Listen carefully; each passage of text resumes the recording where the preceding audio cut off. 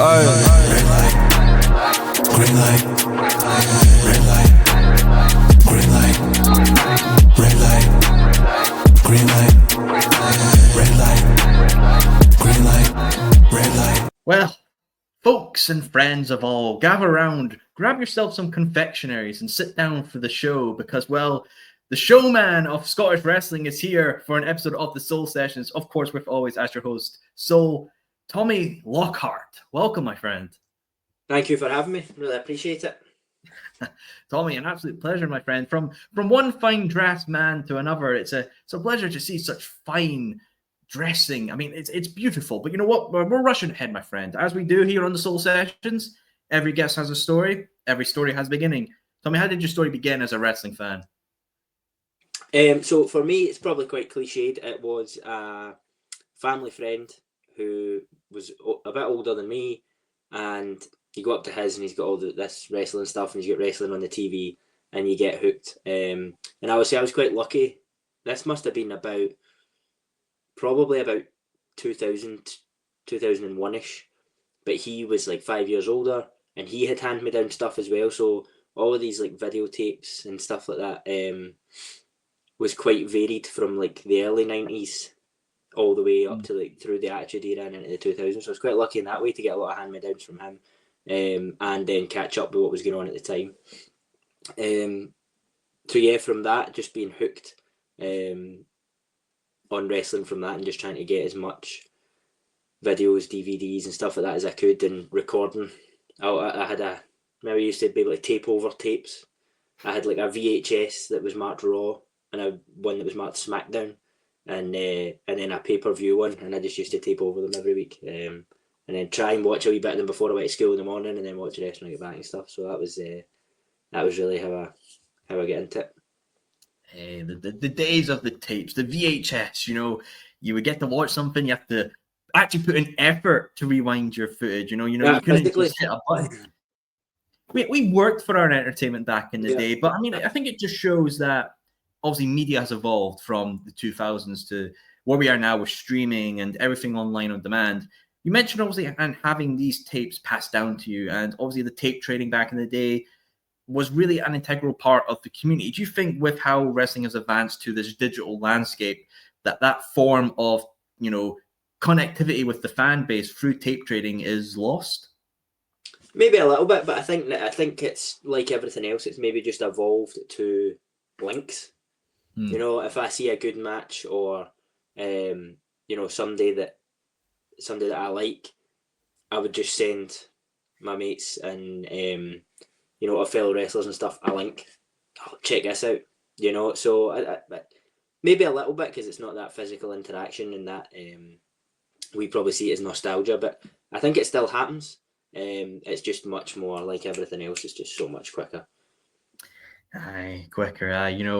Raw just finishes, and then literally like 5 minutes later, there's message boards or Reddits of people talking about the episode and allowing that immediate reaction. Yeah. And obviously, 2000 era really goes into the Ruthless Aggression era, an era of the WWE that everybody loves, from the stars like Randy Orton and Cena and Rey Mysterio and Angle even getting a bit of that showcase moment in that variety time period. And obviously we've seen, a lot of the stars in that era are winding down. Cena is going into his last year this year, which is insane to think about. And, Orton's mentioned that things are starting to slow down for him. Ray's still going, but he's already in the Hall of Fame. Mm-hmm. That era, especially, Tommy, what is it about that era do you think it had such a grip on wrestling fandoms? Yeah, I think that what you said there, the talent that was there, and you still see it now. You see the things pop up on Instagram and stuff that say, like, remember Monday Night Raw was like this, and like you say, it's like Randy Orton and Edge against Triple H and Shawn Michaels and for the tag titles, and you're just like, as much as that still happens, there's still amazing talent now, but to us at that time, when you look back on it, that was special to us, because they were the top guys at the time, and they still, like, that tag match there that I just said, I don't even know if that was one, I've just kind of plucked it out. I'm sure it probably was, that I mean, it went on Raw at some time, but like you say, that's 4 Hall of Fame guys right there, and that was what the card was like the whole time. Now, I mean, obviously there was some stuff in there that was not as good, but That's always going to happen in wrestling. So I think just the talent that they had at that time, and I think there was that mix as well, and it's happening now. You see that it's actually happening right now, with guys that have been about for a long time, bringing through guys that have just started. I say just started. Cena's there, won his first title in like 2004, and the main event was like Shawn Michaels and stuff, and you had Eddie Guerrero and Angle and Undertaker all on that same show. And there's John Cena, who's been doing it a couple of years and is getting the US belt, And it's kind of the same thing that's happening now. You've got, obviously, The Rock doing his thing, but you've got guys like Cena, although he's doing his retirement tour, I get that.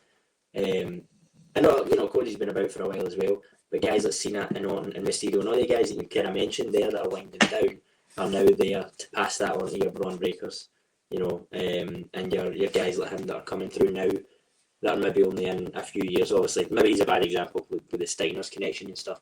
But, guys that are on the mid-card now, even guys like Gunther and all of his, Ludwig and all that, are getting to learn. They're still around, the guys that you mentioned, Randy Orton, John Cena, Rey Mysterio, all these guys, because they're still at the shows, they're still participating, like you say, maybe winding down, but they're still there. And obviously we've seen guys like Randy Orton and the Hardys and all that going down to NXT. That's just invaluable to the business and what's happening, and that happens at all levels. Even happens at our level as well. But I think that was then happening in the Ruthless Aggression era, because you had guys like Michaels and Triple H passing on to Cena and Batista and Randy Orton coming through at that time. Obviously Evolution's the best example of it. So I think that mix of fresh guys and guys that have been about for a while is probably what made that era so good as well. But yeah, obviously, Tommy, Ruthless Aggression era, it is that pivotal moment. But for me, for wrestling, I love documentaries. I love looking back and getting the behind the scenes aspect and the real grittiness of a moment, a person, or a time period, and getting to explore that truly. We've seen that with WWE. They've done stuff like Cena's Rise, they've done Evolution, they've done obviously the Invasion, and they've done the big roster shakeup that happened in that time period. For yourself, is there any other particular wrestler or time period you'd like to see get a true WWE documentary about? I mean, they kind of in the same way that kind of Netflix do. They never miss. Every WWE documentary that I've watched, the Roddy Piper one, the Paul Heyman one, like you're saying, or the Evolution one, the ECW ones, all that, like they just nail it. They're so good. They're excellent documentaries.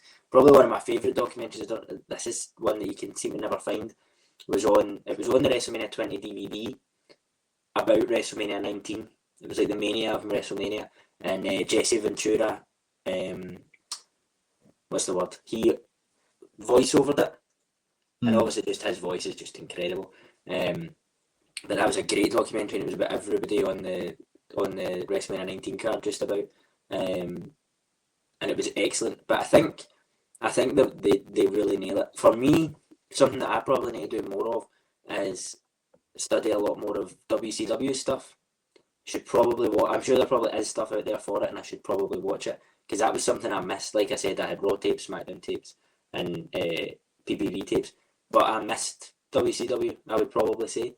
I think, like I say, I get into it, but as WCW kind of folded, and for a long time it was just not talked about. And then I don't even know if it was on as much in the UK, but for me, I just missed it, and I've watched a lot of ECW back and stuff like that, but I've never really went and looked into WCW. So if you get any WCW documentary recommendations, I'm here for it. Hey. It's a time period that had so much going on. I mean, one I would love for you to watch, I watched recently, was Who Killed the WCW, which was done by Vice, talking about, obviously how WCW rise with the NWO, and then, best way to say, fell off a cliff and hit 16 things on the way down. And it's a fascination as well. Obviously, WWE has now these vault channels featuring old stuff from NXT and WCW. They're probably going to release a lot more of these. I think it's very beneficial as well that this part of history is still alive, because when the network shut down for us in the UK and Europe, we lost a lot. We lost ECW, we lost WCW, we lost NXT UK, all these documentaries. Does it really show the importance, especially with wrestling, with how much old stuff there is there about the art of preservation? 100%, yeah. I think that's what we do, really, and especially for guys like myself, moving away from the kind of American stuff, but when British wrestlers are going out there and they're doing their thing and honing their craft and their art, like you're saying, it is our responsibility to keep that alive.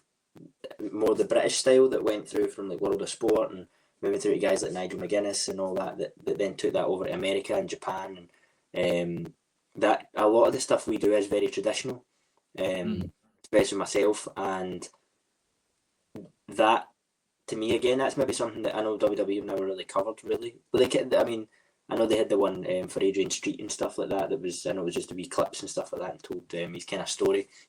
But I think that's something they could delve into. But that's what wrestling is so much of it is honouring the guys that came before you, in a respectful way, and I'm sure that's true over the other side of the pond as well, because it's certainly what we do. And you're right, if young guys can't and girls can't sit and watch it, how can they honour it? So hopefully they I'm sure they will with their YouTube and stuff like that, get the Evolve channels up and running, because the network was excellent for it. You could spend weeks on the network, and not watch the same thing twice, which was invaluable for guys coming through. Oh, tell me, brother, there was very late nights for myself editing this very show. Eyes were sagging, and I was like, you know what? I need something in the background, keep me awake. And the network had all those amazing documentaries, and I was back into the groove. I got that. Yeah, that's what that's really what I used it for a lot, was the documentaries. They were excellent. Oh, they were just so, like, the way they were done, they were so gripping. So hopefully they do put a lot of them back on. Hey, here's hoping, man. Obviously, and I think as well with Britain, obviously, and especially with Scotland, the only real kind of those types of documentaries I can think of is obviously the Adrian Street one you mentioned. Nigel McGuinness, he got one done for Ring of Honor recently and for the WWE with his time there. And the two ICW ones done by the BBC, I believe, as well, back in the day. Fight Club, I believe it was called. And it's quite fascinating that, like, there's never been anything else recently. I know even Rev Pro released a very miniature documentary on their 12th anniversary show for last year. But when you compare stuff to, like, what the States have done, like, even though it was a movie and not full-blown documentary type, but the big showcase they done for the Iron Claw with the Von Erich family was an exceptional movie as well, highlighting a time period of wrestling that I don't think a lot of fans know about with World Class.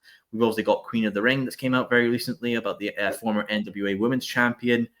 For yourself, Tommy, if you could, go to one of these big Hollywood executives and be like, you know what, this is a British wrestler who I think you could make a great story about, a great movie that will engage with audiences, or even a moment or a company, is there one you would like to see get that Hollywood treatment? Yeah, I think it would be World of Sport from our time in the 70s and 80s. And I'm sure it probably will happen, especially with Johnny Saint and his kind of connection to the WWE when we had NXT UK and he was in the PC in London. I think they probably will honour him in that way.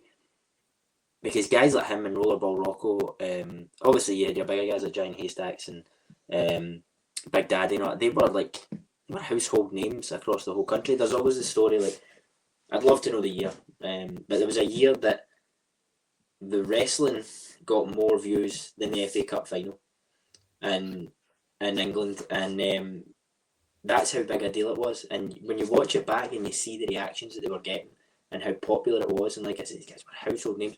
Kendo Nagasaki taking off his mask was like bigger than Kane taking off his mask with RVD and all that. Like, to this country, like, that was like gripping stuff.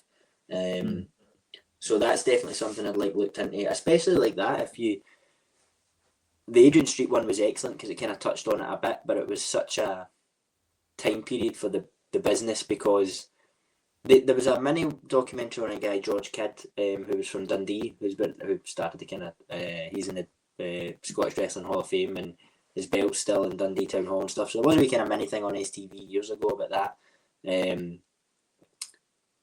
and he's basically stopped wrestling because TV started showing wrestling, and he thought, this is not going to work. Wrestling is it's a audience thing, it's a live thing. I'm done with it. You can have your TV deal. So when you think that these guys did what these guys did was learn from guys like him, like I was saying, George, a lot of what Johnny Saint done, he learned for George Kidd, and then adapted it for TV because that's the direction they were going in as the business evolved. So I think that'd be a really interesting thing to look into how they done that, and got to the level that they were at. We're talking about professional wrestling in the UK being on primetime TV and being as popular as football. Hey, absolutely. I mean, it's the fascination of wrestling is that for every decade, I feel like it evolves in some way. You look at the 1930s and 40s with its origin in the carnival, and then 50s and 60s, it's the territories within the States. 70s and 80s, it's, you know, the real rise of Hulkamania with the rock and wrestling connection. 90s, the Attitude Era. 2000s, Ruthless Aggression with the TVs and network and streaming. It's always evolving. Do you think, in relation to the landscape of media, wrestling is one of the most evolvable aspects of media with how changeable it has in such a short amount of time? Like even 10 years, it's changed so much. Massively, yeah. I think that's what keeps us all in love with it, is that it is constantly changing and it's always following popular culture, you know, and that's the key, really, is how do we cross popular culture and professional wrestling? You know, guys like The Rock and John Cena and Roman Reigns they've nailed that, and I think that's something that the WWE always do well. And if you look at what was going on at each time of, like you were talking about in the 90s, but like even the 80s. I mean, if you only need to look at the people that guest hosted WrestleMania, that's always a good indicator. You get like Cyndi Lauper, you know, involved in our feud, and it was like big hair, and it was the 80s, and it was colours, and it was all that. That's what was happening in popular culture. That's why Cyndi Lauper was involved. And the big characters aren't like Mr. T, obviously main event in the first WrestleMania. So wrestling's like, okay, we're going to do that, and then, you know, it gets into the 90s, and that stuff gets a bit tired, as it did in popular culture, as it did in pro wrestling, and MTV comes about, and it's funny, you know, you hear songs about it, and you hear, you know, just in popular culture, you go from guys like Motley Crue with their hair and their leather to Kurt Cobain, and he's like baggy jeans and just top, and he's just playing his guitar, and there's just no frills, no, you know, it's just real and it's raw, and that's what was happening in music and in popular culture, because we're trying to kind of get away from the 80s stuff, and that's exactly what wrestling done. They were like, okay, we've got this MTV, this attitude, that's what we're going to do, and then it starts to fade out, and you get into the Ruthless Aggression era, and that's just what happens. People talk about like the PG era. That's just the way everything became. Comedy and everything was like that at that time. And then the reality era is really when you had, you know, people talk about the reality era, and you know, like the Bella Twins and stuff like that, and John Cena and Bryan Danielson and all that, being involved in all that with the reality TV shows. But that's what was happening with your Geordie Shores and your Jersey Shores, and The Only Way is Essex and all that, you know. So like wrestling does just constantly evolve as pop culture evolves, and as what is popular as at the time. It is fascinating that, you know, time's always linear. It's always moving forward. So there isn't that stop period where you could be like, okay, I want to stop time and just enjoy what it is and see how we adapt in this time period. No, you're always moving forward. You always have to thinking about what comes next, whether it's in relation to great talent or next for your company or even the next for your distribution of your company, because as again, time is always forward moving, and especially with culture as well. Like you look at Britain, I feel like with the companies that we've got that primarily have been here for a good amount of time, like the Progress, Rev Pros, ICW in Scotland, and even OTT over in Ireland, they kind of have that essence of British culture with sort of that rebellious punk Sex Pistol kind of vibe. What part of British culture do you think really correlates with our wrestling scene? I think my favourite, or one of my favourites, because I'm a football fan, Jim Smallman called the you know, the diehard Progress fans, he called them the ultras, because that's what happens. That's what it's like. You get your wrestling ultras who contribute to the shows in the same way that a fan group would contribute to a football match. You know, you get your ultra groups in footballs and they lead the chants, they're front and centre, they're at every game, and they're massive in creating an atmosphere, and that's what Jim Smallman then created with Progress. And it's happened everywhere. It's the same up here with ICW and stuff like that. Was and still is, and that's what he called them, was their ultras. And he's I think he's a Leicester City fan, so he's got that kind of connection there. So that's a massive thing for me, that the way the fans are supportive in a way that it's like going to watch their football team. Even if they're not football fans and they don't know they're doing it. You know, I certainly feel at Girders, at Valor and things like that, when you get that, you know, fans that come to every show and are really invested and really understand what's going on and have followed you from, you know, it's like any football fan following a guy coming through their team. Every football fan wants a young guy or girl coming through their team to do well. Like, it just is what it is. And then, like we've seen with things like NXT UK and guys going over to NXT, they want them to then go on to the Premier League, if you like, right? And do their thing over there. And to me, that's a great correlation in British culture that relates to wrestling, is the support that you get from fans that come and support you all the time and lead the atmosphere and make you feel more of a star than you really are. Which always is. We're a fun bunch, especially with our passions. I think in the UK, we're 100%. You know, even like football clubs, we will go out there for a game that's, you know, miles away just to support the team that we have that backing behind. And the love and passion is really something, I think, not only in just wrestling, but UK sports supportism, is that we really have that drive to give to the people that we really want to see do well. And it's a fascinating aspect. Now, obviously, Tommy, you know, as I say, once a fan, always a fan, but you be the fan that would take the extra step into the square circle. I'd love to know that journey, my friend. Yes, this is a funny one. So when I feel like I'm the only person in Glasgow that remembers this, but there was a wrestling shop on Parney Street behind the Tron Gate, and it was a tiny wee shop called the WWF shop. That was all it was called, right? A WWF store or something. It wasn't A1 Comics. It was further down from that. I'd love to know what it is now. So, and that's all they done was wrestling stuff. So if my mum ever needed to go into the town and needed me to come with her because I was young, that's how she would get me to come into the town. We'll go to Parney Street and we'll have a look in the wrestling shop, right? So one of these times, that's what happened, and I goes into the wrestling shop and I'm looking at figures and stuff like that, and the guy behind the counter, he obviously was promoting a show in Bells Hill. So he was promoting an SWA show in Bells Hill. So he said, you know, there's wrestling happening here in Scotland. If you're a big fan, obviously you're a big fan of wrestling if you're coming to the wrestling show in Parney Street. You know, you can go to this family show. So that was it. My mum and dad and myself, they took me to the Sir Matt Busby Centre in Bells Hill for this SWA show.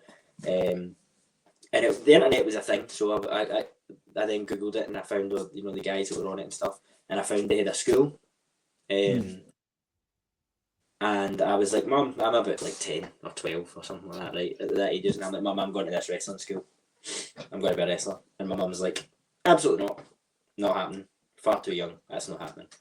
So that was it, dream was dead for a while. So as time moved on, as you kind of do as a teenager, you kind of fall away from it, but you keep an eye on what's happening, but you don't religiously watch it as much. I think everybody's kind of like that. Not even an extent, you know, you're too cool for it and stuff. I know a lot of people are kind of like that when they're teenagers, but it's just one of the things you fall away from. And then you keep an eye on it and you keep an eye on what's happening. I think like Bret Hart was on an episode of Raw, like was making a guest appearance to in Canada or whatever, and I tuned into that and I was like, oh wow, right, and I seen guys like Daniel Bryan and stuff like that doing their thing, and that was the first I'd kind of seen that kind of new wave of like Daniel Bryan and CM Punk and all these guys, and I was like, oh, I remember the wrestling stuff, and then I was like, I remember there was wrestling in Scotland, and you start to find it again, and ICW was just kind of not long starting out and stuff, just making it into like the Walkabout and Classic Grand and stuff like that. And I was like, right, cool, but I didn't really think about it too much. And then me and my mates were just messing about one day, and we were like talking about old moves and stuff, and you're still carrying on. You had a few cans and stuff like that, and you're just carrying on. And one of my mates was like, "You were going to go and be a wrestler, remember?" And I was like, "Oh, aye, that school and stuff like that, the SWA had." And then he was like, "Why don't you just do it?" And I was like, "Well, it's the worst that could happen, you know, just go in there." And I was like, maybe. And then I looked into it, and I looked at the different schools that were in Scotland and stuff like that. And then my 17th, it was the day after my 17th birthday, I actually started training. So I don't know if a lot of people know this, but I wrestled for about 18 months, 2 years nearly. Trained for about a year. Wrestled for about a year and a half after that, after I debuted. And then left the business for like 9 years and came back in Scotland. So this was when I was about 16, 17. So the day after my 17th birthday, I'm going to start training, right? So 17th birthday is a Saturday, and I'd still not told my mum. And so we have my 17th birthday, family up to the house and all that, and it all clears out after the party. And Mum's like, "So what are you doing tomorrow?" And I was like, "I'm going to this wrestling school in Barhead." And she's like, "What? You've never been to Barhead and all that? How are you getting there?" And I was like, "I've checked all the trains out." And I actually went the week before, I think, and like got a train to see like how am I getting here? I didn't know about it. I couldn't have picked out Barhead in a map. But so went and started training, and then made my debut. Had about kind of 18 months under my belt, 2 years nearly, and then left for a long period of time. And then about COVID, I think everybody was the same during COVID times. Really, a lot of people like looking at their life and just, you know, because everything stops. Your whole life stops. Like kind of what you were saying there about how you can't just pause a period of time. You're always moving forward.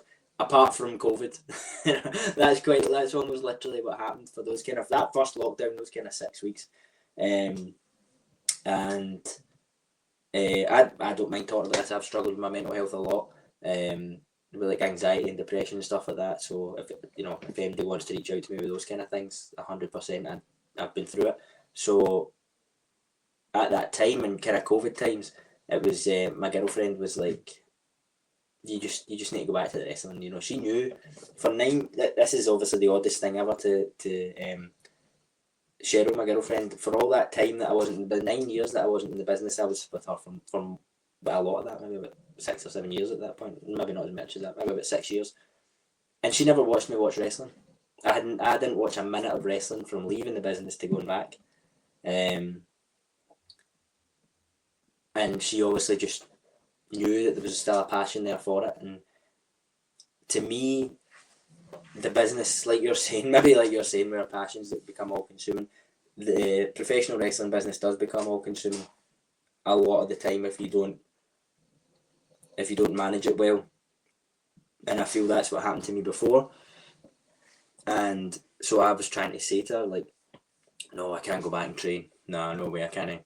Because it'll become too much for us, you know, and we've got this life, you know, like, no, that can't happen, you know, we've got work and got all these things and you know, we've got the dog now and stuff like that, like, it won't work, it's too much. So this went back and forth for a while, and then she's like, why don't you just go to one training session, and then if you enjoy it, go to another training session the next week, and you just keep doing that while you still enjoy it, and then see if you get booked in a show, go and do it, and then see if you enjoy it, and they want to book you again, go and do it. You know, because it's meant to be fun, it's meant to be enjoyable. As much as we're out there and we're competing and it's hard and it's graft, we all love this. Every single person that does this, as far as I'm aware, loves this and loves doing it and loves performing. So why would you not do it if it's something that you're so passionate about? So this went on for a while, and then I was like, right, okay, I'm going to do it. And then obviously more lockdowns and blah blah blah. I think I managed to train it twice or something. With Lou King Sharp, a good friend, and just kind of sparring with him at a ring we got down at Respect, and then obviously more lockdowns and more, and you can't be near people and all that, because it was kind of like there was a massive lockdown, nothing can happen, and then it was kind of like, right, okay, go about your lives, and then it was like, oh no, never mind, we can't do that, back to lockdown again. So obviously that had happened for like nearly 2 years. So then once all that was over with, I kind of tried to replace wrestling with other things in my life, and other activities, hobbies, sports, like at football, golf being another one. And there was a day I came home from playing golf and I was just gutted. I was just down, and again, to her credit, Sharon, my girlfriend, was just like, "You're going back to that wrestling. You know, COVID's done with. There's no excuses now. You need to go into it. It's just in you that you just need to be doing that." So that's when I was like, again, as you say, wrestling always evolves, and I was like, I wouldn't even know where to look now, you know, because like the setup in Scotland, especially in the west of Scotland, is completely different to it was 10 years ago. So I was like, bloody hell, I don't even know where to start. And I looked across the different schools and spoke to guys and coaches that I worked with years ago and explained my decision. I was like, to me, Iron Girders, gym, they've got the gym, they've got the ring, they've got BT gun, you know, Barry's still involved, and you've got a lot of great other talent there, and you know, it was a great environment. And I was like, right, I'll go there, and I knew, you know, the connections that Iron Girders had with other companies and stuff like that, and the kind of setup that was going on there. So I was like, yeah, that'll do. I'll go back there and again get in the ring with BT gun a couple of times to get the rust off, start oiling up the joints and all that with WD-40, and then started going to classes and really didn't look back. I think I'm stuck in it for life now, one way or the other. Hey, it's good. It will be good to have you in this business, especially for Scottish wrestling, mate. I mean, I can sense the passion, and the passion is the key thing as well. But I think with any hobby and any passion, it's the balance. You can love it so much that you can let it consume you. You can have that drive for it, but it's always about the balance. You know, when I've done this show in the past, there's times where I've done like 10 episodes in a day and then I crash out, but then I want to get right back into it because I love it so much. You really do need that balance, but I feel like you've got a great thing going on, and obviously Iron Girders, an exceptional place. You know, I remember when I first heard about it through Martin McAllister, checking it out, and then I've had people like, you know, Molly Spartan on, and just that divulsion into girders and what it provides. Do you feel like girders is truly a massive hotspot within Scottish wrestling about what it provides and what it can teach? And, you know, the seminars you guys get as well, it's absolutely amazing. Yeah, 100%. That's exactly it. I think it is just, from my experience, it's just a brilliant environment. It's a really good, nurturing environment. So we just had the 5 bouts for £5 there. I think there was about 3-4 debuts on that, and every one of them smashed it. And that doesn't happen all that often, myself included. It's a hard thing. You can train and train and train, same as any sport, but when you go out there in front of a crowd for real, it's hard to then get that right first time, and every one of them did. It was excellent. And that's just a testament to, like you're saying, the coaching that's happening there and the environment and the setup that it is. And like you say, people like Molly Spartan and that are still very involved from the other side of the world and helping out, and whenever they're back taking classes and seminars and stuff. And there's always, because there's a lot of people there that trained other places and that then all kind of came together at Girders. There's such a variety of styles, both coaching and wrestling styles. So it's funny, and it's happened throughout history in wrestling as well, and it happened when I trained before. Somebody will always say something that you can understand. Everybody's saying the same thing, but one person says it in a way that you can understand, and I think that's what helps a lot of people when they first start wrestling. Hard for me, because when I learned was like 9 years ago, 10 years ago now, so it's hard for me to remember all the kind of very basic stuff to then pass on to other people. As much as I try, it's hard. But there's so many people there, guys and girls, that are just so good at coaching, and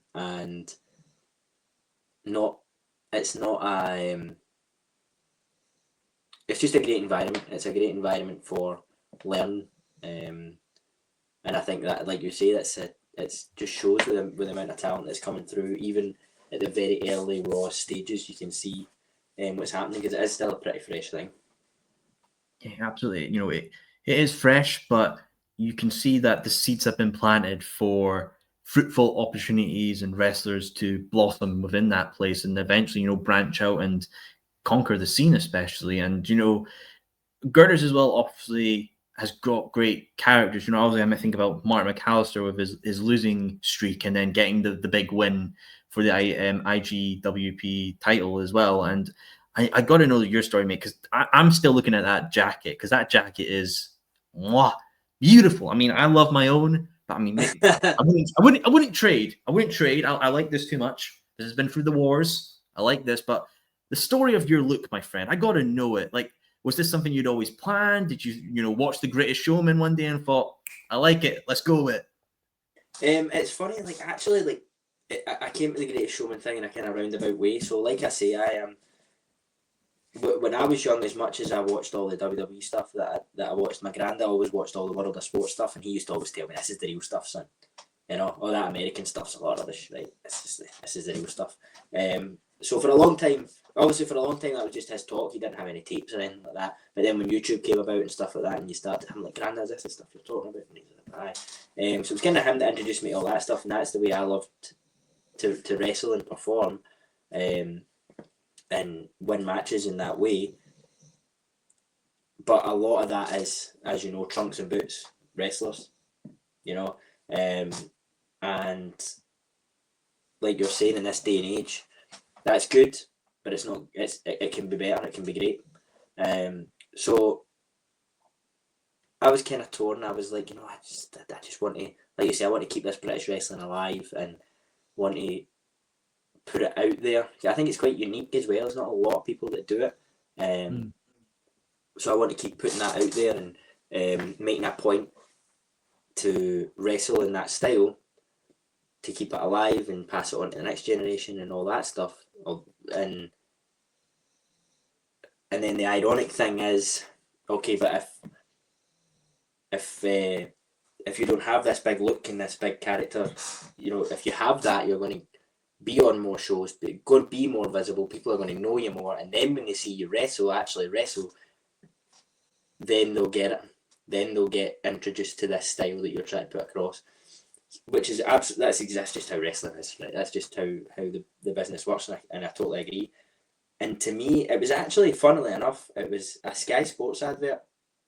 They done like the circus theme for a summer. Can't remember where it might have been, like 2 years ago. They were doing that theme. So they had, like, I can't remember who it was, but say it was like Cammy. They had the top hat and that, and he was in the middle, and he was like showing the cricket over here and showing the golf over here and showing the football over here, and they done it up like a kind of circus thing, and I was like, that's a great theme. Like, all the fonts they were using and the way they were talking and all that, like, that's a really great theme. And the thing that kind of hit me like a bolt of lightning was something that I would always encourage people to do, and something that I always try and do every so often, and it's what I needed to do before I left the business and burnt out years ago, was go back and watch why you fell in love with wrestling in the first place.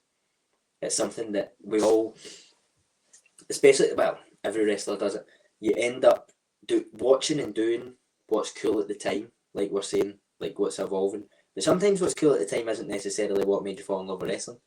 And I think when I was young, that's what I was doing. I was just doing, at the time, Devitt and Pac and all that were like smashing it in Japan, and I was like, I'm just going to try and do that stuff, you know. Not realising that, one, I'm nowhere near the athletes that these guys are, right? So I'm never going to be able to do it. And two, if you're trying to wrestle a style that just, it isn't in here, you don't feel it, you don't get it, you don't, you know, it's just not you. People can see that a mile off, like you say, especially, you know, these fans that come to all these shows, they can see it a mile off. They're like, you know, that's not where my talents lie elsewhere, certainly. So you end up trying to do what's really cool and you forget why you loved it. So every so often I try and go back and I watch Michaels and I watch Bret Hart and all of that, and all the World of Sport stuff as well, and just tune back in with why I loved it. And that's like I say, I wish I had done that before I left the first time. What I really needed to do was go away for a couple of weeks, reset, watch some of this stuff, and be like, that's why I love wrestling. I'm going to go do it. And the line that Shawn Michaels gives out when he's on the podium and he says, "I will give you a show like you have never seen before because I can." And that's actually where it came from. You know, obviously people see it and think the movie. And the movie is a great reference tool and it's a great point that I pull from all the time, obviously. But really it was about, I loved this guy when I was younger and still do, because he wanted to go out there and give the people a show like they'd never seen before. And that's what I want to do. And combining that with the British style, which is very showy. Like you say, these guys had to adapt this catch as catch can style and make it so popular and so get the crowd so invested in it, both laughing and taking it seriously at the same time and being entertained by it and seeing how clever it was, to then combine that with the showmanship of it and put it together is really how it came about. And then obviously the overarching thing was the film. All just comes together in a big, beautiful package. You know, coincidences. You gotta love them. I think especially with British wrestling as well, mate. You know, you've got the showmanship aspect of it, but something I've always said with people, and I've recently said this in a couple of months, you know, as I miss, like, you know, British rounds, technical kind of matches, and, you know, I've noticed throughout our scene, especially in Scotland and even the UK, with titles as well, you know, I love the Ring of Honor Pure title. I love what Nigel McGuinness did with that back in the day. I love what Jonathan Agression did with it returning, and not so to the extent of what it's doing now, but do you think that there is a place for a title like the Ring of Honor Pure title within the UK soil? Yeah, I'd say so, definitely, 100%. I think it's something that some companies have tried to do, Iron Girders especially. We've had a good handful of British rounds matches. I've only been in one of them. But throughout its short time as a company, we've had a few British rounds matches, and there obviously is an appetite for it. And again, professional wrestling is a variety show. And, you know, like you say, that's something that a lot of people can connect with and can follow. It can be a bit daunting at first if you've never seen it before. You're like, I don't really understand this. This isn't wrestling that I'm used to. But once you can follow it along, it is something that I think people are really entertained by. Yeah, absolutely. And, you know, I hope to see, you know, a kind of title like that in the future for whatever company. I think it'd be really fun and fascinating to see what we can create out of that kind of style of wrestling as well. Yeah. And I you know, think that Iron Girders have done with like the King of the Fling title as well, being the over the top belt. You know, like, I've never seen that before, other than like the Andre the Giant Battle Royal Memorial with a big trophy. But that only happens once a year. This is like almost every show we have a Battle Royal that, you know, a random amount of people can enter, and you can try and win a belt and be the best Battle Royal wrestler in Iron Girders. So that's like, and that was the point. It's different. People love it. People love a Battle Royal. People love a Royal Rumble, and it's a good testament to wrestlers if they can, because you know, there's a lot of luck involved in Battle Royals and Royal Rumbles. So if you can win 2, 3, 4, 5, 6 in a row and you start to get that match down as like your kind of match, then it's something special and different. Truly as well. And there's also another title in Girders as well, which is the Comic-Con title as well that I believe Moxie holds. I mean, that's quite unique as well, right? Am I correct? That's like a title that's only really defended at the Comic-Con, or? No, so it's defended. It's defended on pretty much every show, but it was just put forward by Fan Frontier Comic-Con. They basically put up the title, kind of in a similar kind of way to like boxing and the WBO and stuff like that. They put up this title and was like, here's this title belt. We want to have a champion represent us on your shows and on other shows. It's been defended at Respect Pro Wrestling as well and stuff like that. So it's something that they've put up to and it's primarily it started in Girders. They kind of gave it to Girders, but it can, you know, they are the champion. They can defend it where they please. So that, again, like you say, that's just another different thing that you're kind of trying to create a buzz and have that crossover between people that we've wrestled at Comic-Con. Girders has been at a Comic-Con every year, I think, since its inception, and I've wrestled in one, and it's incredible.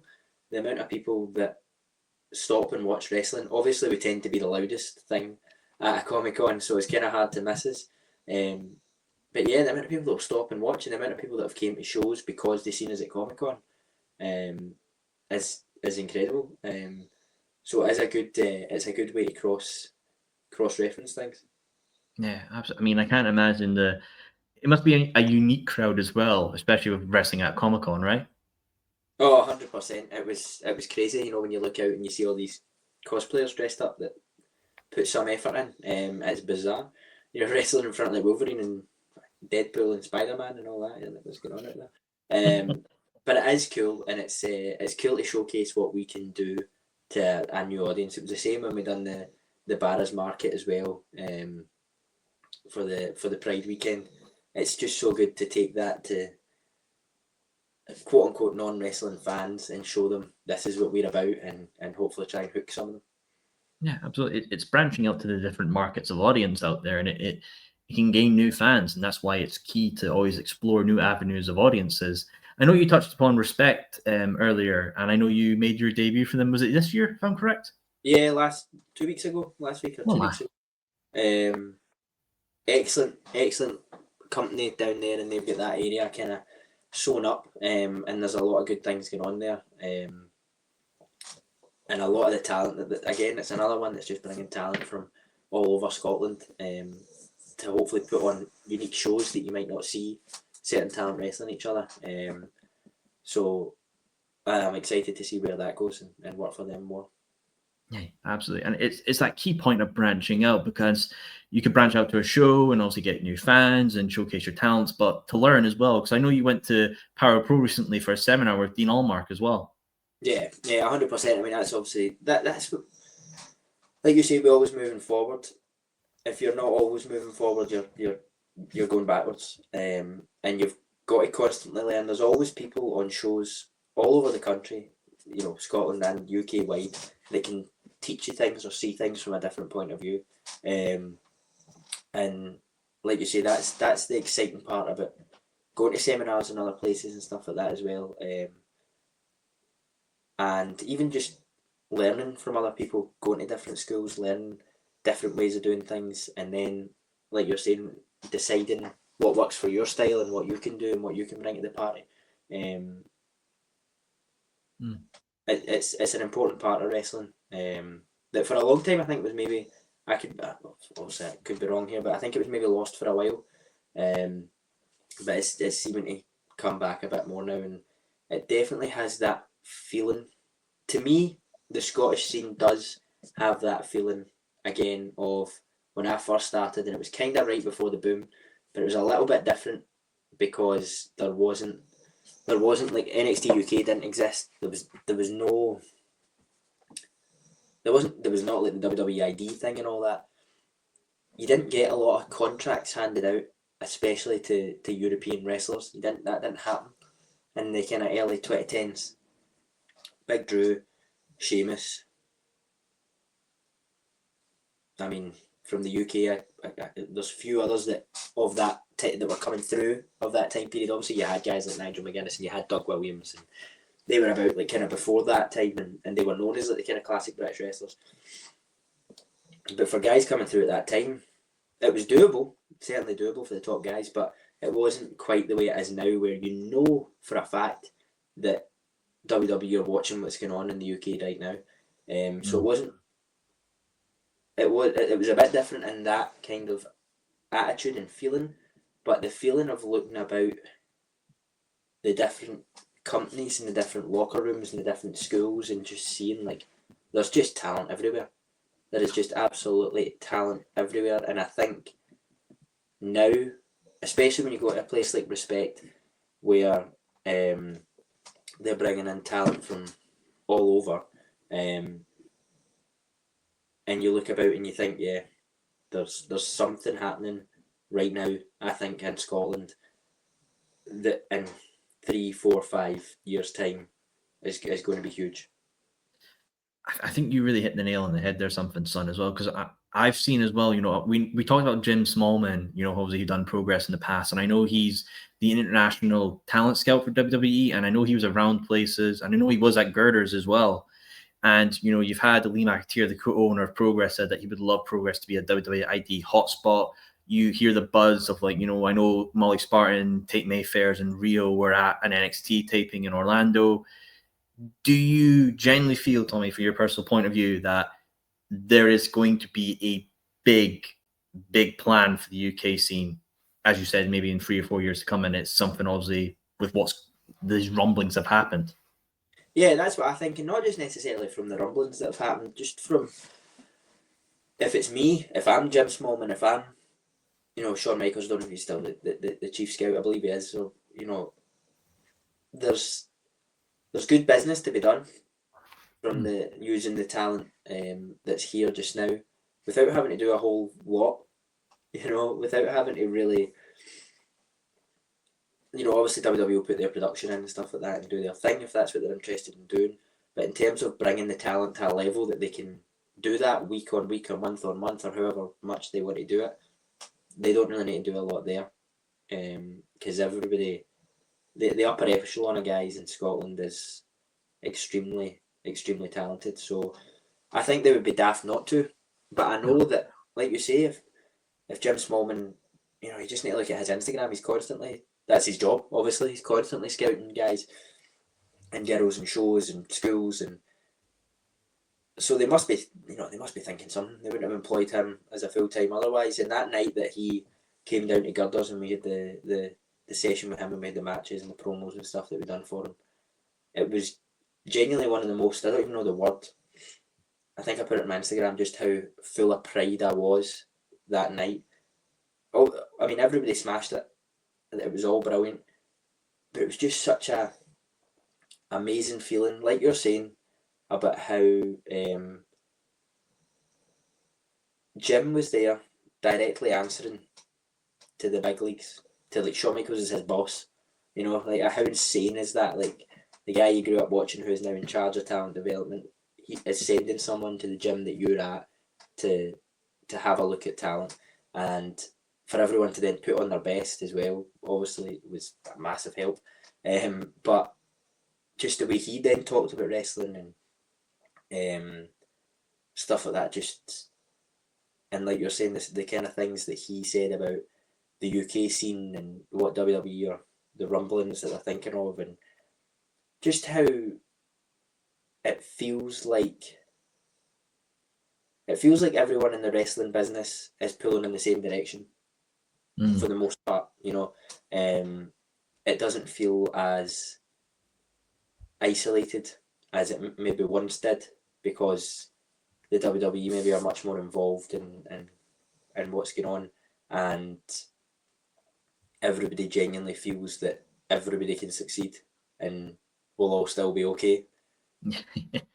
Absolutely. I mean, even if you look at the big three American companies from WWE, AEW, and TNA, their world champions, Joe Hendry, who's an Edinburgh boy. You've got in AEW, you've got Ospreay, who's one of the most over people in that company. Mariah May having the killer Hollywood ending match against Toni Storm. That's like everybody's raving about.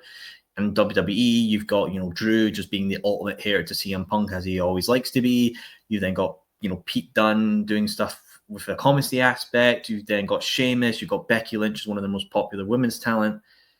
The talent is there and thriving, and I think it really does show that the opportunities you get within our country are always going to be fruitful. There's tons of wrestlers from the US that want to come over here and just get onto UK shows because of the opportunities it provides. We really are, I think a lot of people like to say, Japan was the key place a lot of people wanted to go back in the early 2000s with the likes of, Noah, Misawa, Kenta Kobashi, and then obviously New Japan with Shinsuke, Okada, and Tanahashi.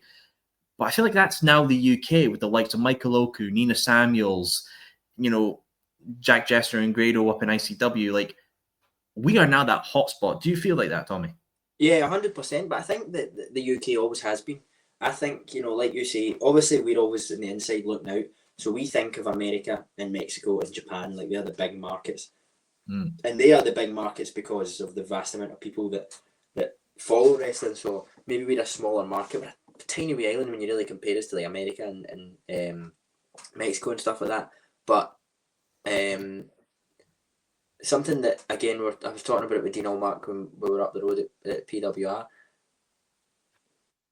Guys came here from America to learn, and I think that's what the WWE always values, is that they know if they're going to bring someone over from the UK, they're going to be a good wrestler. Like, first and foremost, all their basics, all their fundamentals, their conditioning, all that is going to be on point because they're a UK wrestler, they're a British wrestler. Dean talked about going over to Japan to wrestle, and he kind of thought, when his first tour of Japan, he was like, I need to wrestle the Japan style. And his agent was like, that's not why we brought you over here. If we wanted somebody to wrestle the Japan style, we would have a guy from Japan wrestling in this match. We brought you over because you're the upper echelon of UK British wrestling, and that's what we want to see in our shows. And obviously when you say it like that, it makes a lot of sense. But at that time, early on when Dean was coming through and James Mason and all those guys, Daniel Bryan was coming over here as Bryan Danielson, as the American Dragon, and wrestling up and down the UK, in the holiday parks and all that, to learn wrestling. So I think, in my opinion, that's the UK's place in worldwide wrestling. We're a small island, and we are obviously dominated by things like football and stuff like that. So we're maybe not going to always have the big massive shows that they have in America and the big three companies that they have in America because of the setup and the culture. But we will always have good wrestlers, just good sound British wrestlers, because like I said there, and something that Dean talked about recently, just it's at the forefront of my mind, that gets passed down and passed down and passed down, like I was talking about earlier, from your guys like George Kidd passing it on to Johnny Saint, that's then passing it on to guys like Robbie Brookside, who's then passing it on to guys like James Mason and Dean and Dean Allmark and stuff like that, and then they're passing it on to the likes of us as well, and the other guys up at PWR, and that goes for every kind of style of wrestling, and I'm sure it's the same in America and Mexico and Japan, but our style is very much based on the fundamentals of what we do. So I think WWE always think, or all the big promotions always think very highly now of UK guys in that department. I mean, even if you look at the behind the scenes of WWE, that says, you've got Fit Finlay there, you've got Johnny Moss, you've got Robbie Brookside, Johnny Saint when he was in the UK. They really trust our foundations to pass on to, as you well know, they're signing guys that maybe didn't always want to be wrestlers. They're signing NFL players and basketball players and guys like that, and it's like, okay, who can we get to teach these guys how to be wrestlers? I know we're going to get British guys to do it because they will do it, and they'll do it right. And so I think that's really where the WWE will always value guys from over here, because they know how well we've been trained and drilled. Mm-hmm. I mean, I think as well it speaks to, the rewarding aspect of that is that not only do these wrestlers get that opportunity to work behind the scenes, in front of the scene, get the new talent up there, but I think the fans as well, with the types of shows we get as well, especially within recent years, Clash at the Castle Cardiff, Clash at the Castle Scotland, Money in the Bank, and even with, TNA, when they were formerly Impact, they did a UK tour, AEW All In, they did 2 years, now they're doing Forbidden Door this year. Those rewarding shows are just awesome to see as well. What do you think is the next echelon of that? Obviously, we've had something like All In, which is, granted disputed numbers, one of the greatest attended events with Wembley Stadium, and they did it again, less fans, but now they got Forbidden Door. But then there's WWE, who essentially are on the best run of sellout shows they've ever been on. They've got Raw in Glasgow at the time we're recording in, I think 2 weeks. But we haven't got a UK pay-per-view this year, as announced as of this time of recording. We've got obviously Clash in Paris. We've got a lot of the things announced. What do you think realistically could be the next WWE pay-per-view for the UK? Hamden.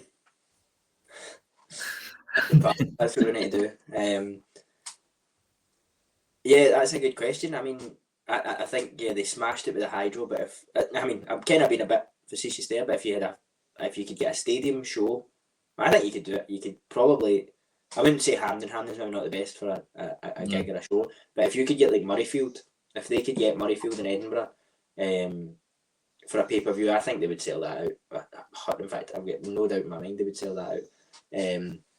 Like you say, what they're doing here, they're doing Raw and SmackDown in Scotland, and they could just have the pay-per-view at Murrayfield, and then it's like a step up.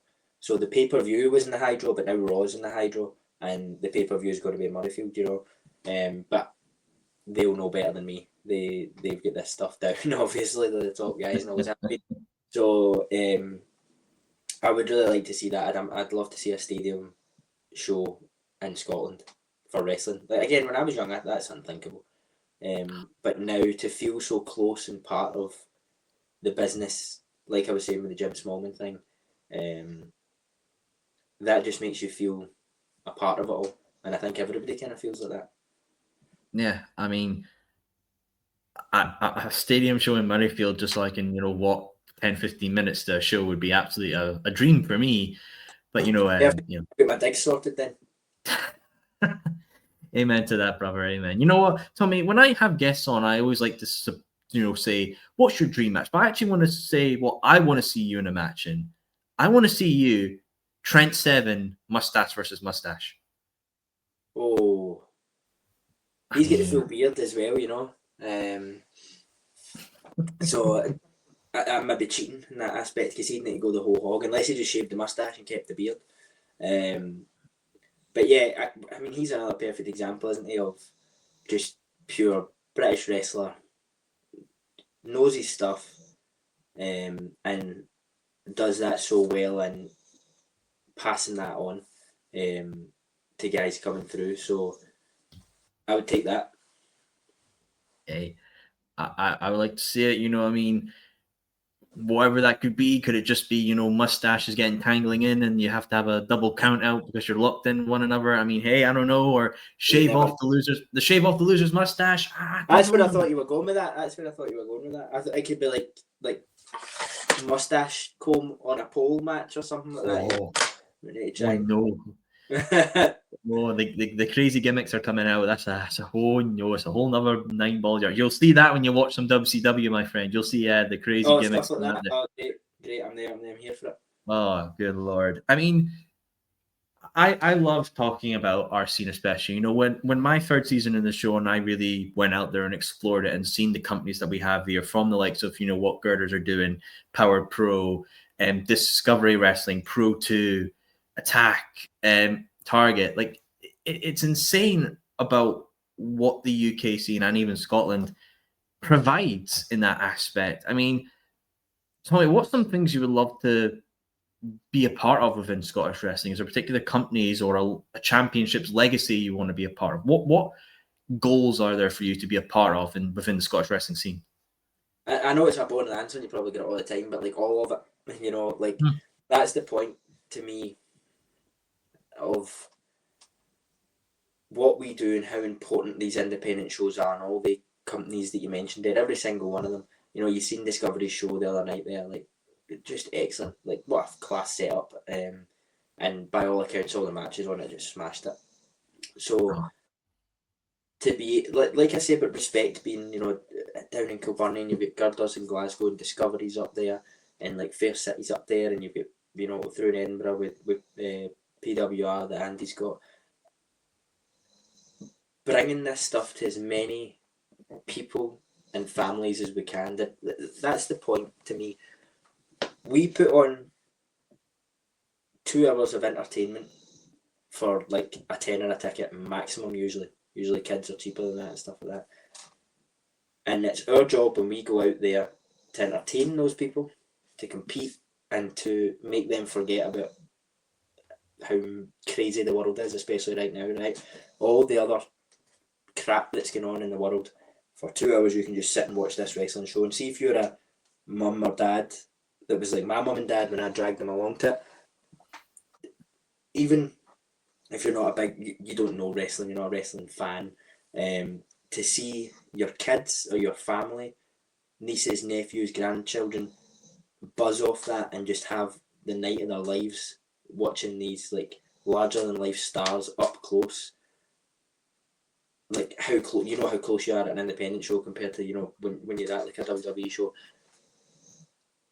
And that then, so the kids are having a great time, the parents are forgetting about all the worries that they've got while they're watching their kids having a great time. So that's what it means to me. So to do that for as many companies as I can and as many different areas as I can is the big goal.